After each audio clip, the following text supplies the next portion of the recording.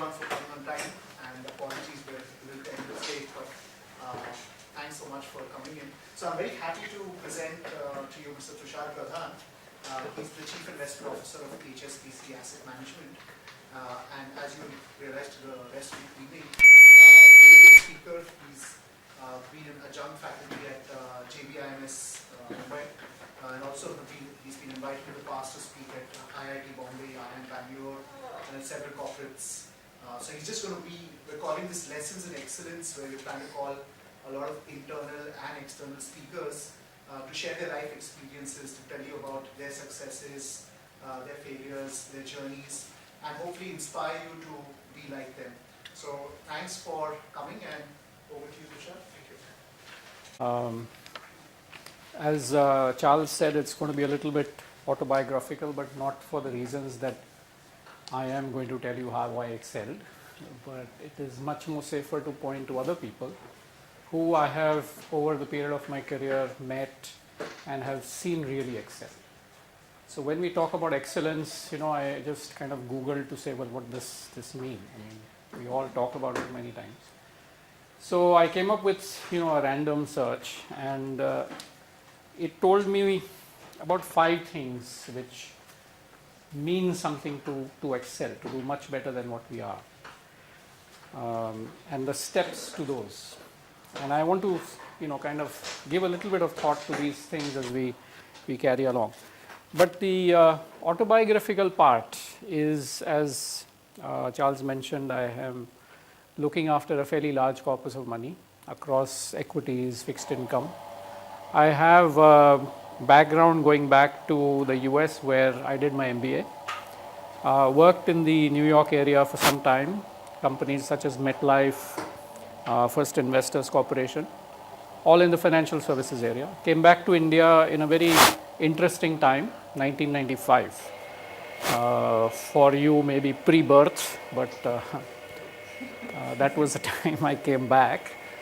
And it was fairly interesting from the point of view that not a lot of these things were done by that time. So fixed, or let's say fund management or financial services, were not really very developed at that time. The only thing that you could remember then was financial services meant something to do with a bank. You would go to a bank, open an account, and that's financial services. So it was interesting from the point of view that I started my career in India where almost everything was ground zero. Everything that you did from there was a bonus, literally in many ways. And that is why sometimes I think excellence and success are two confusing items. So many times people associate success with excellence, but success could be because of circumstance. It has actually nothing to do with excellence. And I'm sure your short and brief corporate careers would have definitely made that point to you. Because in my time, I've seen so many people who I think do not deserve in the place that they are. And including myself, is simply the fact that they just happen to be there at the right time. And that has nothing to do with excellence. So let's first of all divide these two subjects and say, well, if he's successful, he has to excel at something. Not necessarily. But excellence has something more to do with your personality, with something that you have to do with yourself. It has nothing to do with what happens to you.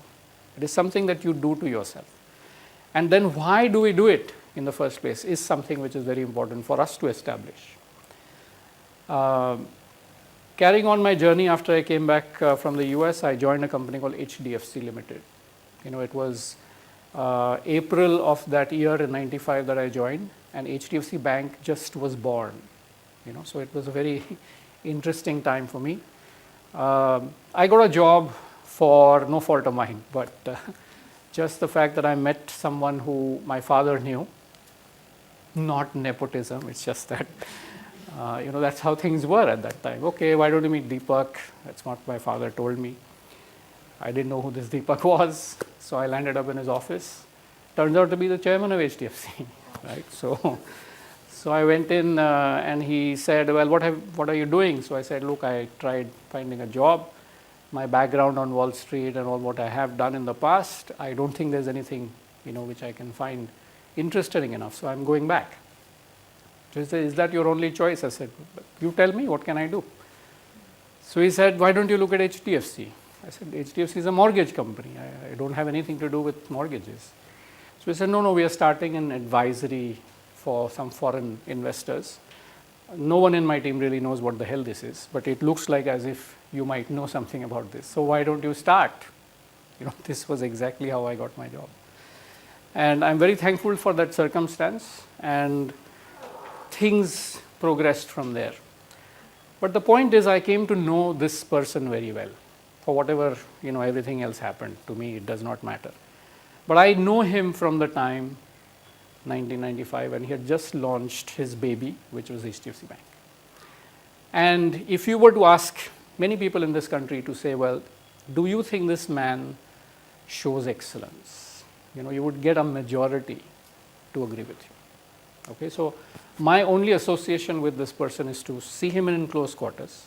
So I worked with HDFC Limited from 95 to about 2000, after which we launched something called as the asset management business, the mutual fund, in 2000. So I moved as dowry from HDFC Limited on to HDFC Asset Management. And I was in the HDFC group for about 11 and a half years since 1995. So that gave me ample time to kind of be near this guy and his team. So they were the Fab Four at that time, Mr. Deepak Satwalekar, Mr. Nasser Manji, who I still keep in touch. He's on the board of my company, by the way. And Mr. K.K. Mistry, who's now the vice chairman of HDFC. I knew them when they were nobodies. As in, I could walk into their rooms, joke with K.K. I remember K.K.'s introduction to me in a very strange way, that he interviewed me. And I don't know if you know anything about Parsis. Any Parsis in this room? So they are very direct. They don't kind of hang about. So Deepak said, give him a job. So the job was done. So now the salary, the package had to be discussed. And HDFC, if you remember, in 95 was not really as big as it is today. It was really a unique company, largely driven by people with common interests. It was a fantastic place to work. Maybe something similar to what you guys have here. Conceptual, people who really appreciated and respected each other. So here I was sitting in KK's room, and he says, well, what do you expect? In his Parsi accent. So I began, look, this is my payslip from the US, and no, you're not going to get anything near this. I said, I understand. So this was my last paycheck in the US. 10% of this is this. I expect this much, because I made the big adjustment. I want to come back home, blah, blah, blah. He looked at it, you won't get it. So then we were at something called as an impasse, Nobody said anything. I looked at him, he looked at me. And after he said, well, it wasn't going anywhere because I wasn't saying anything. He said, we need to discuss this. I said, okay, fine, we'll discuss, and I left. But as it turned out, I was greatly disappointed in their offer, or whatever they called as package.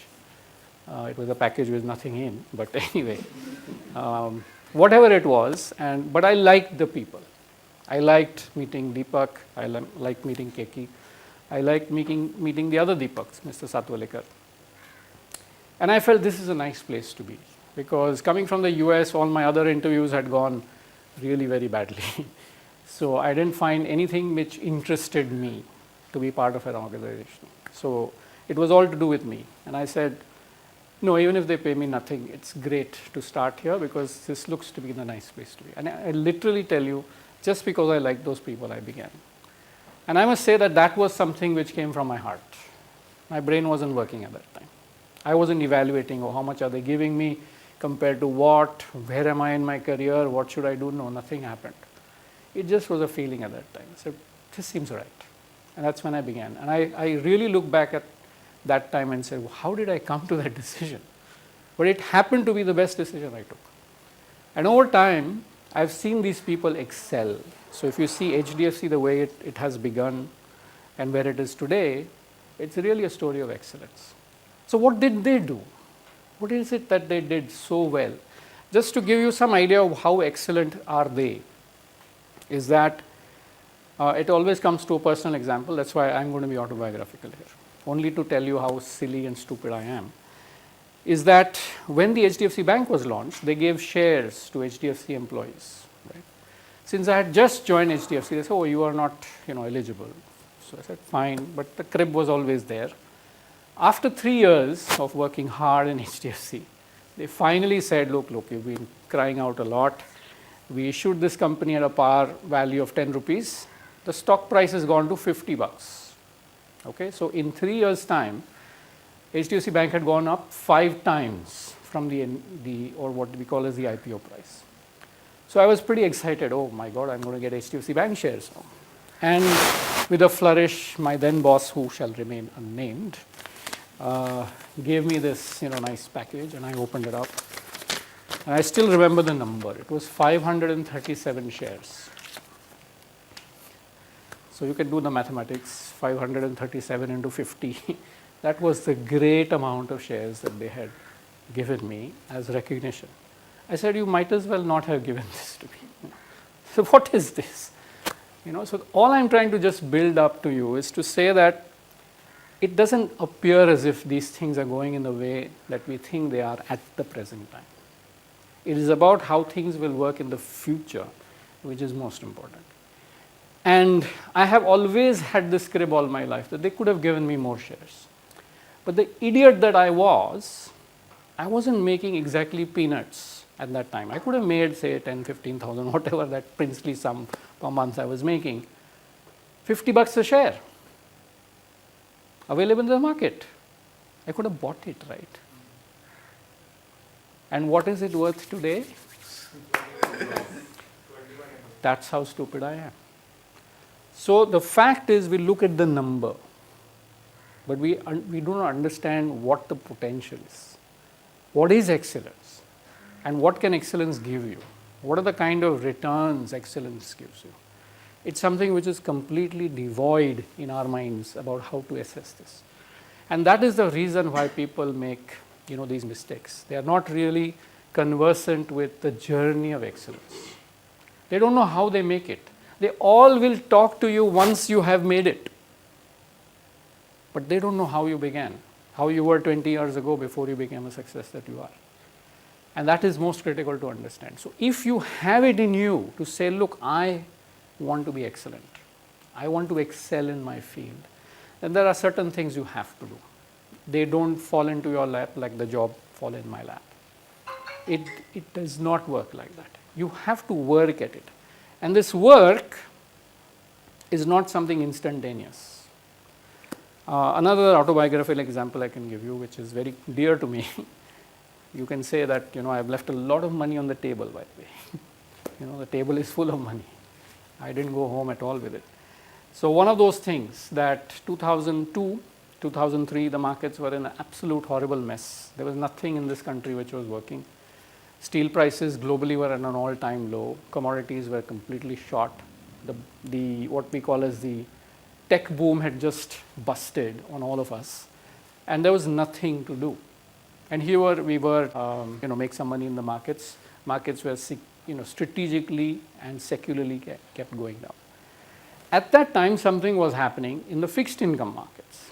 So there was very high interest rates, and there was a lot of trading in these what we call as Government of India bonds and how you can make money in those things.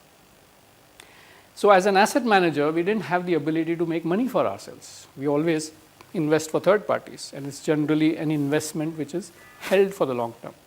But if you're working for a bank, say for example, you're given a pool of capital and say, make money. That's what is called as proprietary trading. And the biggest bonus checks at that time were given to people who made a lot of money.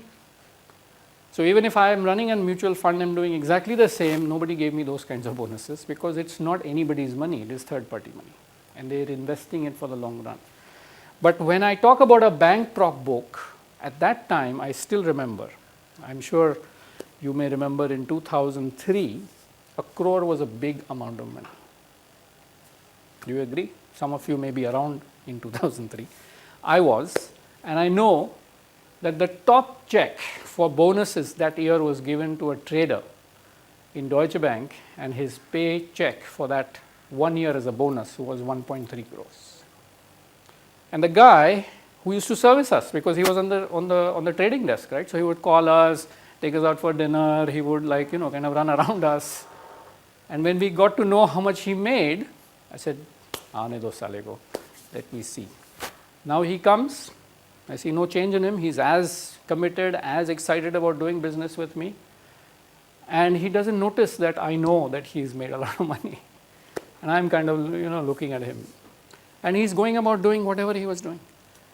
And then after he left, all of us big pundits in HDFC got together and say, well, what would you do if you got 1.5 crore in your bank? And we realized that what we would do, at least I would have done then, is go home.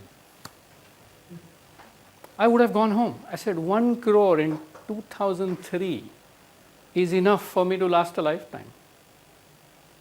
Today it doesn't seem very, logical because you guys now are used to lots of crores. But in 2003, hardly anybody made this kind of money. This was the top paycheck. And given from my background, middle class, having worked hard enough, 1 crore if somebody gave, I'll go home, I don't want to work. And that's when we realized as a group that that's what makes him tick. The guys who get the crore check are there the next day again banging the phones. That's what commitment all about. It's not about the money. The money comes along. It's useful. But there is no target to this money. So if you ever set a target for yourself that, I will earn so much money and that will be it, that's a horrible goal to have. Money is very relative. It's extremely relative. Many times, sudden money coming into your way, whether by way of a lottery or some sort of inheritance, is the worst thing that will happen to you. Do not forever believe that excellence has anything to do with money. Excellence has nothing to do with money or to get it. Excellence is not a means to make money either. Excellence is completely bereft of that. But money comes along the way. I can assure you, all of the people who we value to say that they have excelled in their fields never worry about money because they've excelled. Now take any profession. Take somebody who plays the tabla, for example. Someone who's excelled at tabla, is he worried about money, right? Mr. Zakir Hussain, by the way, he's not worried about money. He's done only what he loves to do and he excelled at it. And that's it. In fact, when I was a little younger and I had aspirations of being an artist, so I went to my father and said, well, this is JJ school and I've given these intermediate exams and all that. Can I go and become an artist? Yeah, if you want to start, please go ahead. Plus, don't come and beg in front of me, that's all. So that was the feedback I got from my father. But I had no balls, excuse my language, no courage to say, no, this is what I want to do. Today, I am telling you, if I was an artist of any caliber, I would not be worried about money. The market has evolved. Gone are the days that artists used to struggle to eat. It's a different world. It's only because we don't believe in what we know. It's only because we don't have the conviction about what we are doing will lead us to excellence. It's this confusion which keeps us away from excellence. So how does one get it? It's not very easy to get it. It's not something that can be cultivated. Can you think that can it be cultivated? Think about it. It can be cultivated. The other personality that, and I'll keep dropping names because I've met these people many, many years ago. So I'm sure you have known about this personality called Mr. N. Chandra, who is, by the way, now the chairman of the Tata Group. Previously was the chairman of TCS, one of the most successful IT companies in this country. I met N. Chandra when he was the executive assistant to Mr. Ramdurai, who was the CEO of TCS then. He brought us tea. There was no way that I could see this guy and say, oh, one day he's going to be the chairman of the Tata Group. Are you crazy? Is it seen in people? My personal experience, no, you can't see it. In fact, I thought this Tambram has bought this Tambram just to help him make his tea. So Mr. Ramdurai was a was a Tambram, and Mr. Chandra is very much a Tambram. So I thought this is some, game going on between these guys. Why was he selected as an executive assistant? I don't know, but he was. And I still remember the meeting that we had at that time. They were very keen to meet us because HDFC at that time had a joint venture with Standard Life, which is a very large Scottish insurer, and they wanted to pitch for that account.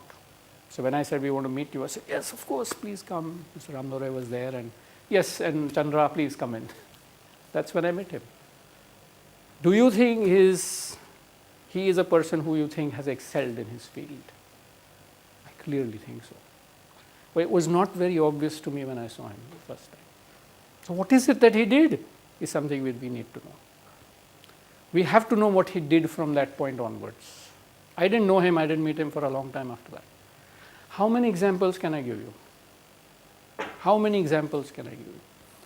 I met, this may not be a very shining example of excellence, but I met Mr. Kajaria. Do you know about Kajaria Ceramics? It's a business which is very popular these days. But I met him when he was dying to meet me. Please invest in my company. हम अच्छा company करते हैं, अच्छा चलाते हैं. And I had no confidence and faith in the guy. I was extremely worried about corporate governance in this place. But he proved me wrong. He kept at this business. He became the market leader, and he has excelled in his business. And I've seen this happen right in front of my eyes. I know what excellence means. And I know that these people carry some spark in them, something very distinct from everybody else. When people treat, their own development as something measured, I'm sorry, but is in yearly goals, that's where the problem is. You can't measure it like that. You have to go much beyond that and say, well, I will center it on myself first. What is it that I have to do? And that's when I thought, when I looked up these things about steps to excellence, I thought this was an amazing, amazing piece of information. It starts with self-belief. If you want to excel, you have to have something called as self-belief. Now, I must tell you for a fact that most of us don't have it. Most of us, we do not have it. We don't have it. This is not something which is naturally available in people. It has to be really, really sought very deep in your hearts to say, do I believe in myself? Can I stand up to anything? This is very difficult. And if you think you don't have it, excellence is not the ticket for you. You're not going there. This is the start. How do you build that confidence? And that is something which I really want to leave you all with to think about. Is there a way to believe and to say that, can I do it? Can I have it? Can I have self-confidence? Can I have belief in myself? And I stopped by writing this point that, do you have it? Do you have self-belief? I want to add to that and say, do you have it in you? Do you have it in you? So you have to first of all believe that who I am is what I have to develop. I can't go where I have how I am, right? If I am right the way I am here, I'm not going to go anywhere. I've got to do something about this. And how do I develop this self-belief? Now, you can argue that someone can be dogmatic and say, well, I have self-belief. You're not fooling anybody. Worst of all, or best of all, you're not actually fooling yourself. Self-belief doesn't come with the feeling that I can do it. Self-belief is an attitude. And it goes a long way. In fact, I'll give you another example. I'm full of examples. That's why I asked him that, how much time do you have? Someone across the road, a little bit behind, is a name called Motilal Oswal. One of the newer successes. I know Ramdev very, very early because he was a stockbroker. I was introduced to him when he was, nowhere really. And when I met him, he gave me his life story as well. Extremely inspiring. He's one of those people from MP who come to Bombay to work and learn to be a chartered accountant. That's what he was. And he came to Bombay and he said there were times that I had chana for dinner. There was no food because how many chartered accountants here, by the way? My God. Okay, there's small minority. I'm safe. Just to give you some background, my father was a CA. My brother-in-law is a CA. My wife is a CA. So I am really the oppressed. Milind Barve, my first boss in HDFC, was a CA. Deepak Parekh is a CA. So, I have great love for these people. But anyway, coming back to my example of him being a CA, you know that as a stipend you get not even peanuts, right? And that's what he survived on. But he knew that he had something in him. Always when you speak to Ramdev, you'll come across this immense sense of confidence. Of course, now he's very confident, but even at that time, and I'm not saying that this is a perpetual thing. So the other time that I saw him really shaken was not even in the more recent crisis or the global financial crisis, but in 1997. Do you remember what happened in 1997? There was an Asian crisis. The broking business as we know it started to collapse. And as a domestic broker with hardly any clients, because the money went away, all the FIIs started taking money out of the country, there was no business for anybody. And I remember we were walking on a road and he says, Tushar, do you think ye dhanda chalega? Is broking something which has a future? He was so shaken. He said, I don't know. He said, I'll do well, I know, but do you think it'll grow big? That was the question he asked me. I still remember that question. He, of course, knew the answer. It was not that he was self-doubting. He was just reinforcing. He was asking people, what do you think? Because I think it will do well. Even after so many years, I remember in 2006 when I met him, I said, look, you've done a lot for yourself. And 2006 was just before the big blow up, right? So everybody had inflated egos, money, everyone was going everywhere. And I looked at him at that time and said, look, you've listed your company now and you must be really happy. He said, what I did is nothing unique. He said, anybody today, if he wants to start to be a sub-broker and do what I did, he will come to where I am. That was his conviction. That was his conviction. He says, even today, if you start as a sub-broker and do what I'm doing, you will get here in the next 10 years. And I was so shocked and amazed that this fellow was so humble even at that time after having done everything. He said, I'm ready to go back to being a sub-broker if you put me back there. Because I know what to do, I know how this works, and I can do it again. That's self-belief. It doesn't rely on markets. It doesn't rely on someone giving you a handout. It relies on only what you think you can do. And that is against all odds. And I've met these people. These are real people. These are not examples I'm giving you out of a book. These are people who I've met. Of course, I never participated in this excellence. But I'm happy to be around such people. And I know so many of them. I cannot start listing them down yet. And that's when I say that, yes, the first thing that you have to do to even attempt excellence is to have self-belief. How you get it is your business. Nobody can give this to you. How you get it is your business. And towards the end, I will give you a hint. Generally people leave you with tools about how to develop this self-belief.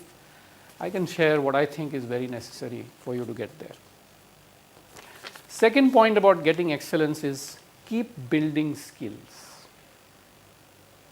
Many times people want to go where they want to go, but they don't do anything about it.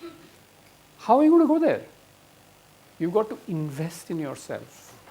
You've got to really work hard. And I've come across another example such as, this is a professor who left the India, I think many years ago in the 1960s or late 70s, to go to India, to go to the US to do a PhD in whatever he did at MIT.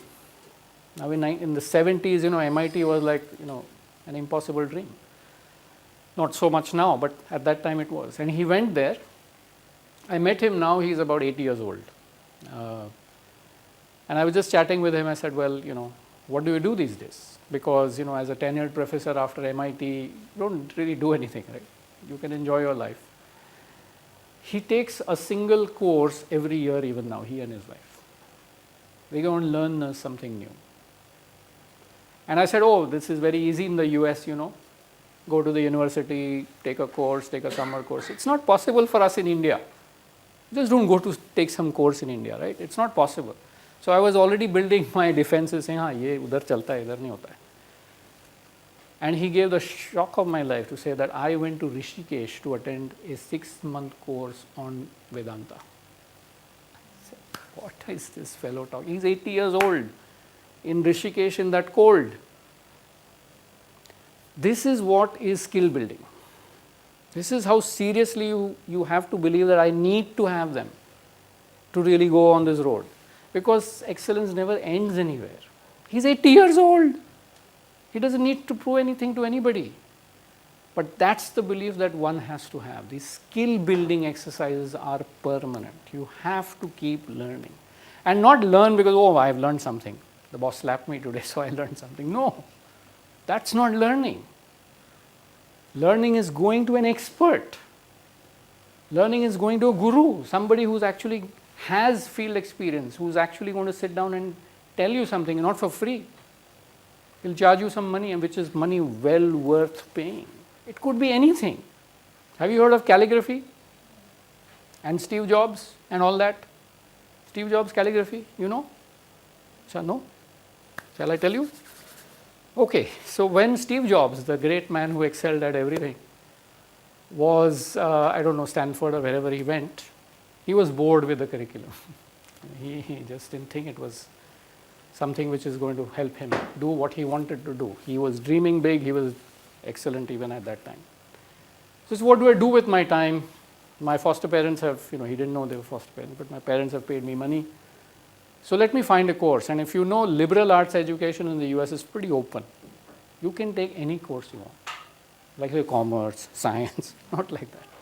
You can do anything you wish as long as the university offers the course. So he took a course in calligraphy. He said, oh, this is nice. I want to draw and to see how you can draw characters. And he said, at that time I had no idea how this is going to ever help me. But I did it with interest. I really did it well. And with his excellence, he learned a new thing. He believed that this was something which was necessary for him to do. He went to the right place, and eventually when the Macintosh was launched, what was distinctive about the product, that it has fantastic fonts. If you remember the IBM, that green screen with some dotted yellow dots, and the Macintosh, which was a white space with any kind of calligraphic fonts on offer to write. I mean, this is something so unique. But it had no link to what he was going to do. He didn't know this. But the ability to believe in yourself and the ability to learn and to continuously learn propels you over this journey. You don't know where you're going. It's almost you're hurtling down this path and you have no idea.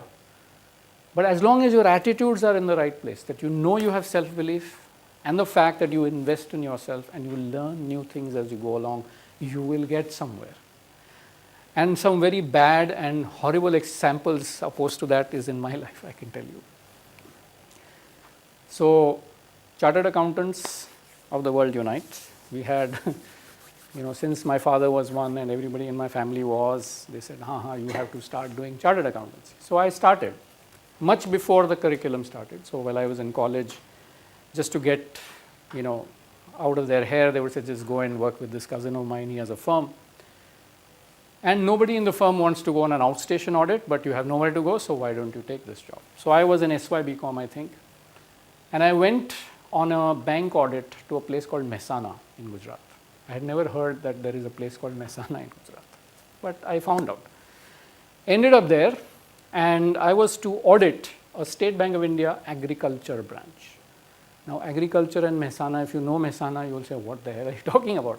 There is no agriculture in Mehsana. But there is something called as animal husbandry or rearing of cows. This is where, by the way, the first milk cooperative actually came to be, Mehsana district. Very, very unique place. Wonderful time. I was paid a peanuts salary, as you know, there was no salary, but I was actually paid a little more than the articleship money because I was from the outside. But anyway, I was just thrilled to be there. It was outside of town. I was living for practically a month, and this was a RBI inspection audit, which means that the branch manager would do anything for anything that I wished, right? So I didn't know all of this. I was just 18 years old. So the only instruction my boss at that time gave me, just grow a beard or a mustache, because they have to take you seriously, you know. But I said, it doesn't grow. Now what do I do? He said, no, just don't shave for some time. It will come. You have to appear as if you are an RBI inspector. I said, okay. So that was my only worry at that time. So I went. And here I was trying to audit this, you know, bank which I had no idea what it did. But I liked the outstation visits. So as an inspection auditor, you have to go and actually see the assets. Now, what are the assets here? Cows. Cows. Cows. And when I looked at the accounts on borrowed to take the cow, which was a 8,000 rupee credit in the name of the guy, and all the debits back coming back as an interest payment, and they were all always good. All of the cow loans were absolutely pristine. There was not a single bad cow loan. Now this was something at that time not really that important for me.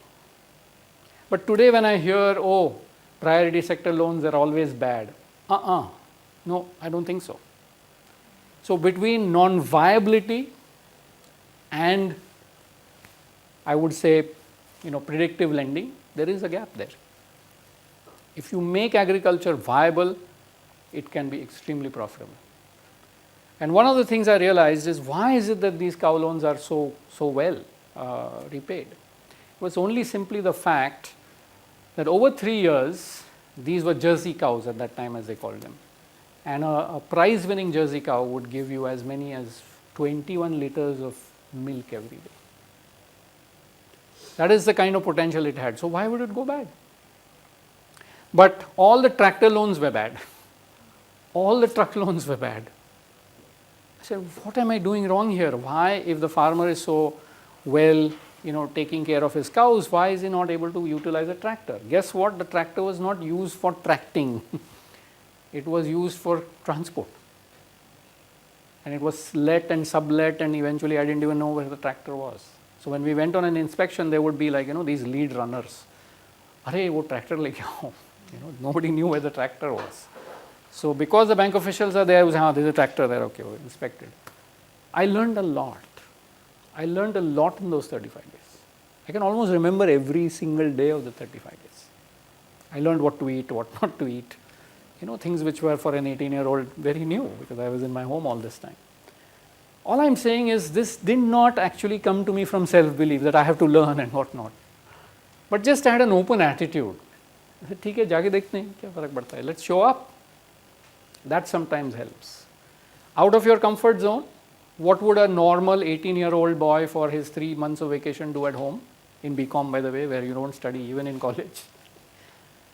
Do more of what you're doing, right? So why come out of this comfort zone, watch TV or whatever that was at that time? Just hang out with friends. But I did do something which put me out of my comfort zone. So again, I'm not comparing my experience with Steve Jobs. But all I'm saying is that these things help. If you do not break the mold, you're not going to learn anything. If you say that I will sit, oh, I am going to learn, I will read a book along the way, that's not learning. That's somebody else's learning you're reading. But if you have to learn something on your own, you've got to go out, and it does not matter what. Many times people say, oh, is it in my line? Am I going to go somewhere? Where are you going to go? Do you know where you're going to go? So it's very important to just learn, period. Do something new. Do something which you are not really accustomed to. And it's extremely difficult to. But we don't like to put ourselves in that place many times. But the more times you put yourself, you become used to that discomfort. And then you say, okay, I did it the last time, let me do it again. Many times people associate this with adventure. You can do that, but that's very short-lived. In my view, I think adventure is, we have enough adventure on the streets. You don't need to go rappelling to do that. And that was the third point, getting out of your comfort zone. The fourth point I thought was very, very important. Be surrounded by the best. You know, this is something again which is very difficult for us to do, to acknowledge that somebody else is better than you are. Or even if you have acknowledged somebody to be better, we always look at the guy who's the best. he's not going to let you into his circle, right? His circle is different.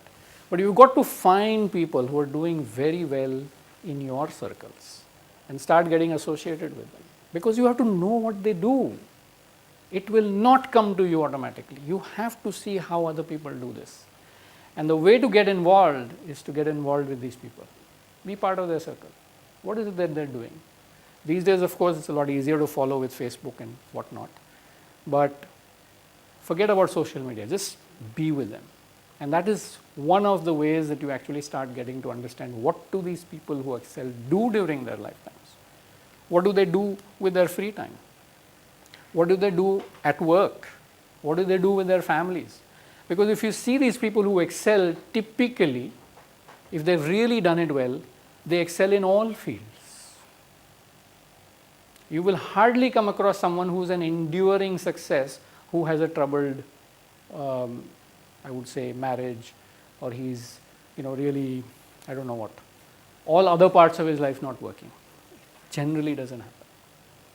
And then people will attribute, oh, I had a great support in my partner, I had great children. They will just try to, give this maybe realities. But somehow say, oh, he's doing well there as well. He's doing well there as well. How come is he achieving this wholeness? And that has also something to do with excellence. Because when you start doing something well, it spreads. Now you can start using those for everything else that you do. Which is the most simple example that, people who have struggle losing weight, what tends to happen to them if they become disciplined about going to the gym? They also become better employees, by the way. They also become better family members. They also become better friends. How is this that this is all happening all at one time? It's because, of course, the confidence that it gives them and the fact that they are doing something in a disciplined manner. Discipline in life is absolutely critical. So when you say discipline is only to do with, the way you think discipline is, no. It is about how you use your mind and how you shut out all the jargon and all of the mess that is there which distracts you from what you have to do. If you are able to do that, you are disciplined. What does discipline mean? I'm sure all of you have, Lotus Notes or Outlook or whatever, right? Today, work has become email. You know that? Have you just realized this? Work has become email. Now, you go and open up your email box, and then there are so many emails that you have to deal with, reply to, work out something, this, that. There are phones, there is the WhatsApp, there is sometimes the Facebook hidden. Whatever it is, do you think you really have a focused mind? Half the day will go before you realize the day has gone. And so, oh my God, I'm so much behind. And then you are really spinning your wheels. Now you're in overdrive, but you're not achieving anything. And the more that you put an effort, the more tired you're getting. But you're not getting anything done because you have not prioritized, because your mind is not focused. And that is what these people who excel do. They're able to do just that. They're able to make a simple choice, which we can't do. They're able to make that choice, live with it, and don't care about the circumstances. That's what they're able to do. That's courage. That's an ability to let go of whatever you think, oh, but if I don't do that, forget about it. I have my focus, and this is what my mind tells me, I'm going to do this. This is something very critical if you want to be on the journey of excellence. But again, as I said, this is not a learned thing. This is not easy to do. Why do you think it is not easy to do? And we'll interact later on, but that's what I want to just put your minds to work, to say, why do you think it is not easy to do? And the last but not the least is that all of this activity has to have a purpose. So you set huge goals for yourself, massive, something which is unthinkable right now. Because if it is thinkable, it is doable probably. Is that a goal you want? Just think completely out of the box and say, well, I've got to do something like that. One of the more popular examples, and I'm sure you may have read about them, is Mr. Dhirubhai Ambani. I used to audit. See, telling you, I owe a lot to this profession. I hate it, however. But while I was on those audits, I audited a company called JK Synthetics. So at that time, JK was a big name. And I went to the purchase department doing some vouching there. And the guy who was the purchase manager was saying, you know who used to come here? I said, who? Mr. Dhirubhai Ambani. He used to come and beg for some kind of, product that we were making.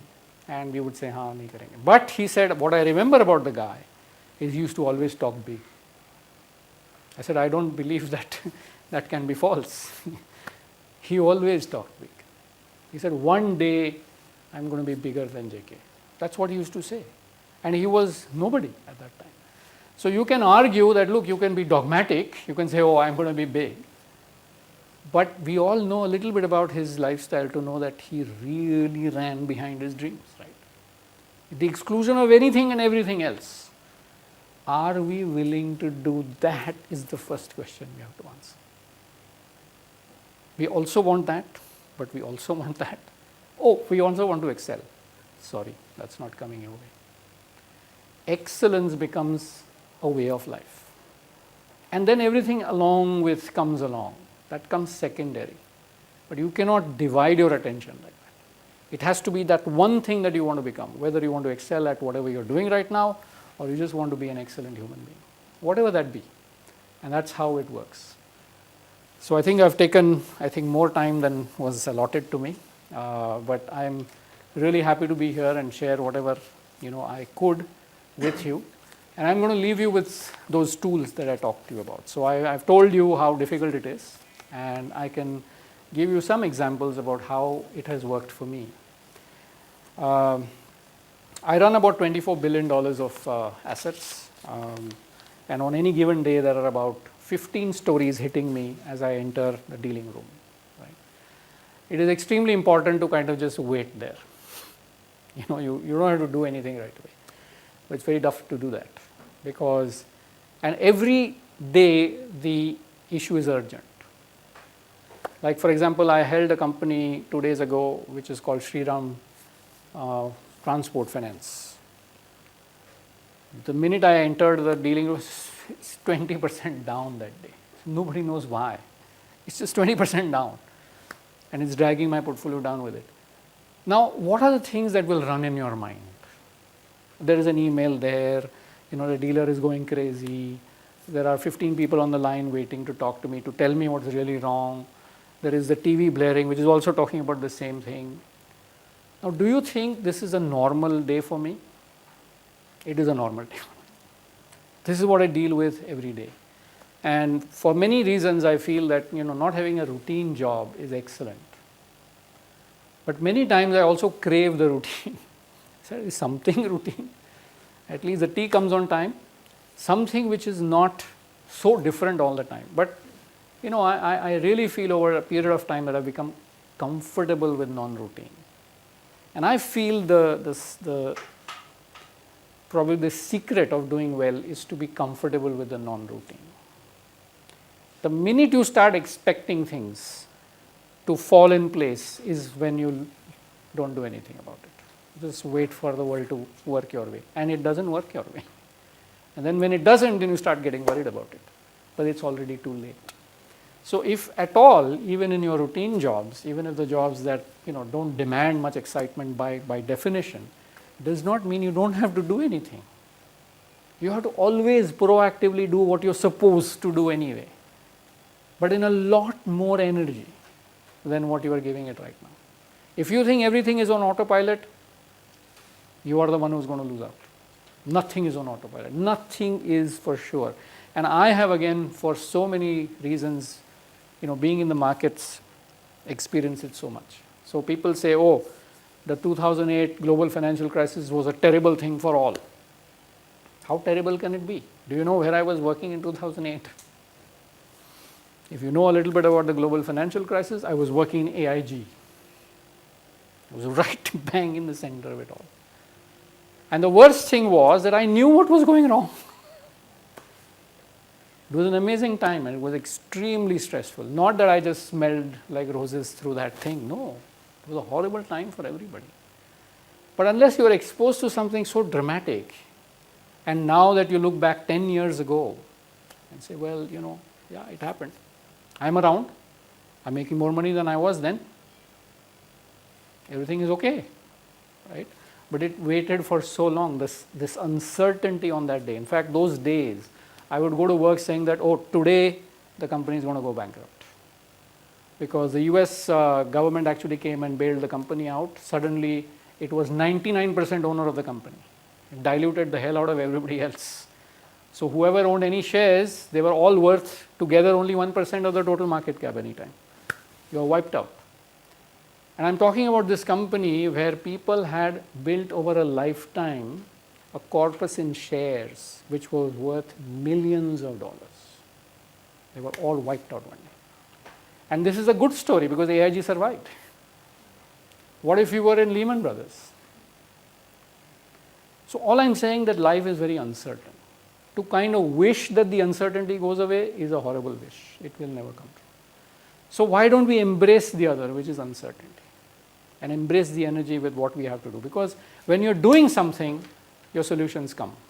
But if you don't do anything, you will become the problem.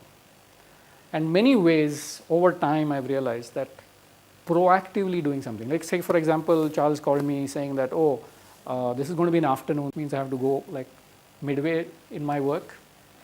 I do this. Many times when I do this, people quietly go and withdraw from HSBC mutual funds. This guy is supposed to look after my money. He's going about and talking to people. But I still feel that you can do this. I've been in the business now, I'll complete 9 years as CIO for HSBC. I've been doing this all the time. But all I can tell you is that you have much more time than you think you have. Much, much more time. In fact, a time will come saying that, oh, I've done most of what I need to do today, what can I do more? I'll tell you this will come in your life if you are active. But if you're trying to fill your day with what you have to do, there's almost never any time. It's up to you.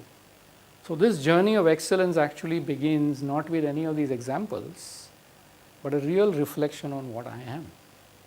If I can do something about this, then I'm on my journey. And how did it help me to get here, at least in whatever way it has? It is my practice of meditation. And it is something which is so unique to me to say that this is something which gives me purpose. This is something which enables me to have energy. This is something which enables to be calm when things are going wrong everywhere else. This is something which helps me learn better. One is learning, but have you ever gone to a class recently? Let me take a poll. Which was the last time that you entered into a classroom situation? How many years ago was this? Last month. You are young. Couple of months. How did you feel there? You felt, oh my God, what am I doing here? I'm, opening my notebook, writing down. It feels uncomfortable, right? It feels very uncomfortable. Sometimes it feels, it's pointless. What am I doing here? What am I doing here? That's not the attitude to have when you go and learn. You've got to go back to being a student. So what's there to learn? Let me do this. Unless you have that energy, it's a wasted effort. So again, I am only trying to say that what made me become more interested in all of the things that I did was my practice of meditation. Is because the newness, the freshness that my mind comes to when I achieve a certain state, it helps my mind to be open. Otherwise, my mind is going to be very conditioned. And that is the answer to the question I was asking all of you earlier. Is that what do you think is the reason why it is not possible for me to change? To say, oh, let me do something completely crazy today. Because my mind has become very conditioned. What will people say? What will my wife say? What will my children say? All of these things start building up to such a huge crescendo that you say, but forget it. How different can it be? So what? And then you choose the path that everybody takes. But, I don't know, it is Robert Frost or Robert Browning, whatever. The path less taken, that has made the difference. So you've got to go to a place where nobody has taken it before. That's the purport of that sentence. Is that if I go where it's the beaten path, now it's beaten. Somebody has gone there before. But that ability to do something new, something away from what I do, does not necessarily mean to go to a goal. It just tells you that I'm open. And this openness is more important than what you do really. And I think the meditation opens my mind. So I don't have to think separately, oh, now I have to be open, I have to do this. No. But because of a natural state that comes to me while I do this, I become open. I become less of myself. When do you become open? When you are nobody and nothing. When you are seeking, you are not anybody. You are at a different level. But when you know, you can't be open. That is the difference. And when you start knowing stuff, you don't want to step back.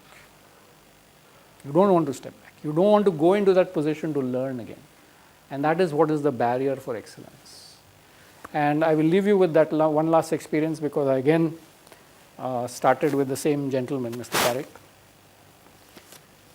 There was a time that I used to cross him along the way when going up to the lift to the 5th floor.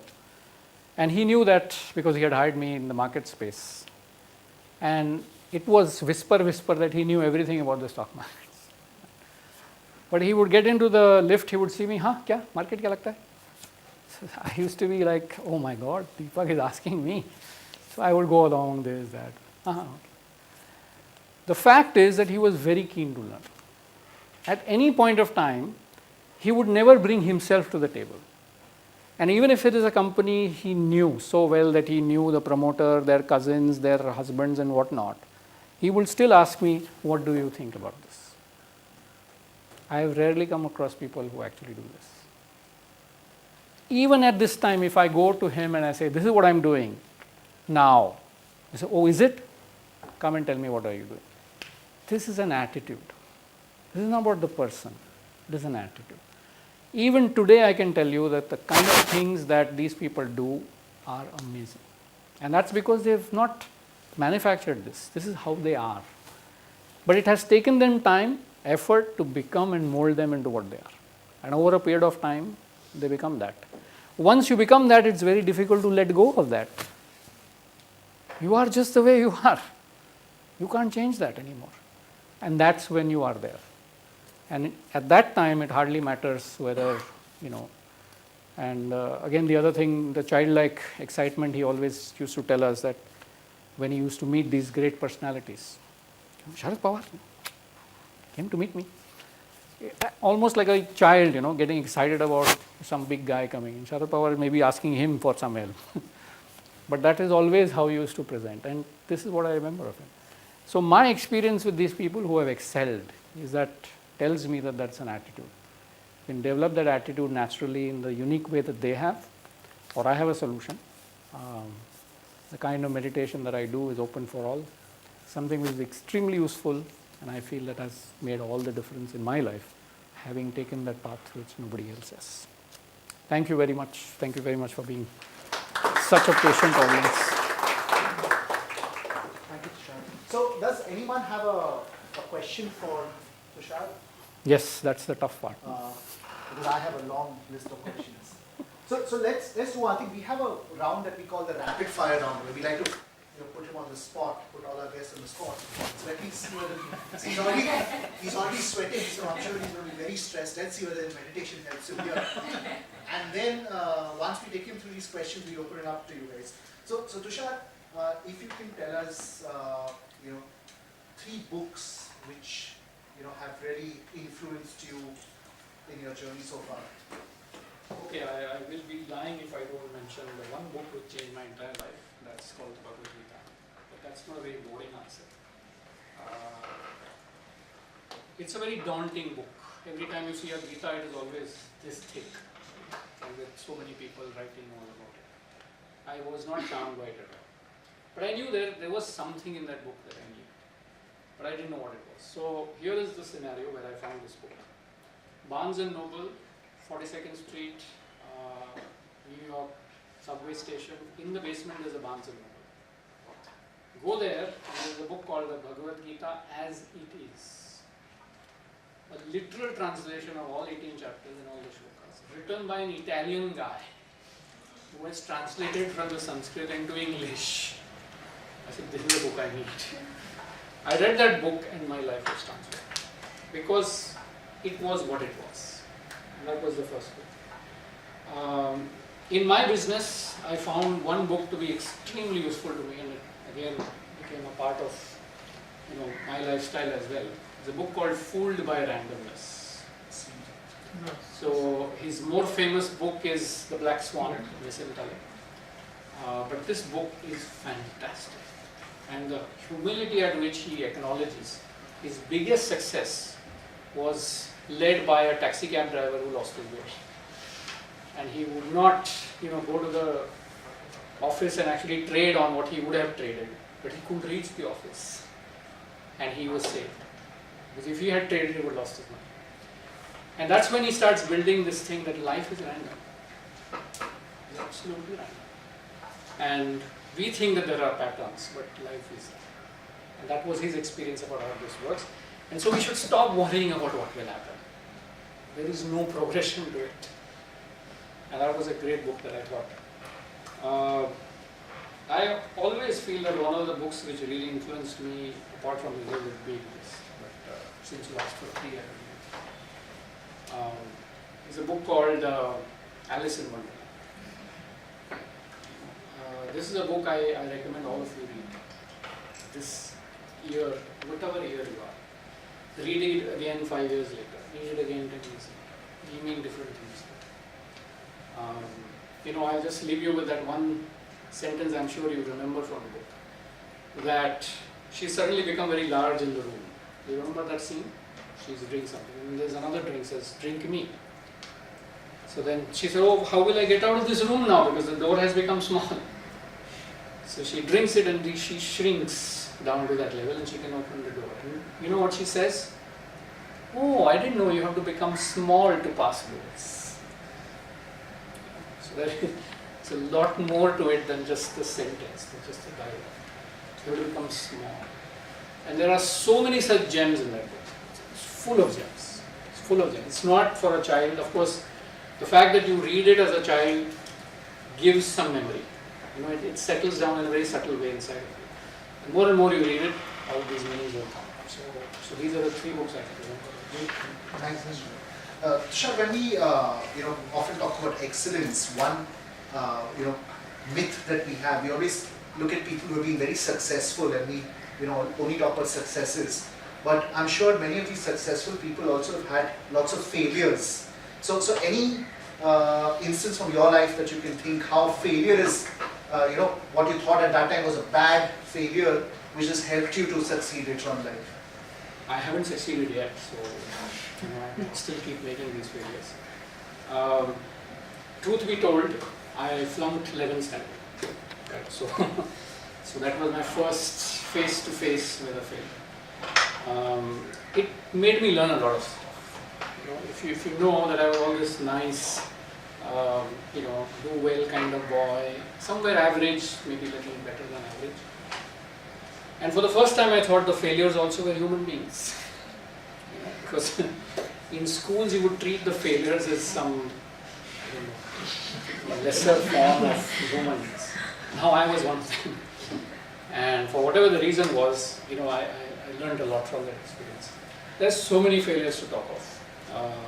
But I think always, if I look back, it is the failures that you remember. You don't remember your successes as well.